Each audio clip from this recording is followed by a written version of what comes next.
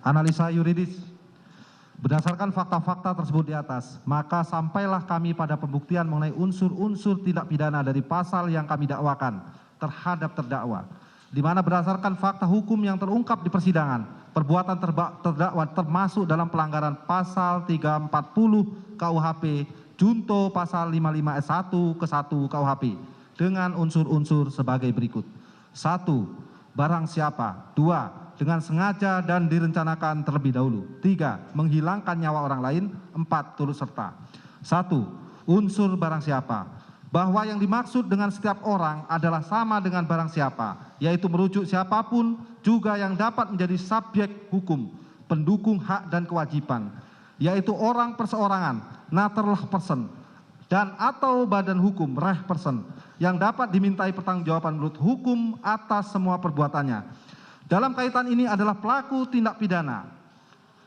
Unsur setiap orang di sini adalah manusia, baik laki-laki maupun perempuan yang mempunyai hak dan kewajiban, subjek hukum, tidak cacat mental atau jiwa, tidak terganggu ingatannya, serta tidak tergolong ke dalam kelompok orang-orang yang dalam bertindak atau berbuat diklasifikasikan sebagai alasan pemaaf atau alasan pembenar yang dapat menghapuskan hak penuntutan sebagaimana dimaksud dalam buku 1 bab 3 KUHP.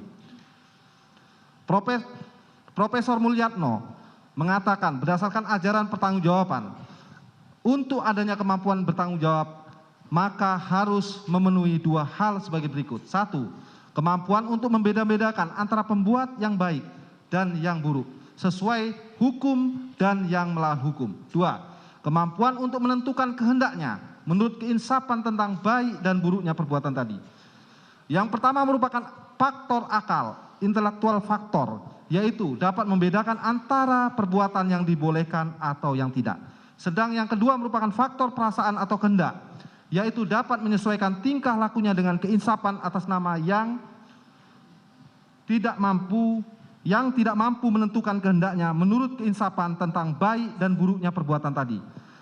Dia tidak mempunyai kesalahan, jadi unsur kesalahan erat hubungannya dengan unsur pertanggungjawaban di atas.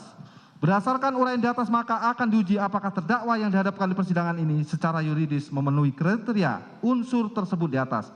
Di mana hal tersebut akan kami lakukan dengan cara menganalisa korelasi antara unsur delik dan fakta hukum baik yang tertuang dalam berkas perkara maupun yang terungkap dalam persidangan.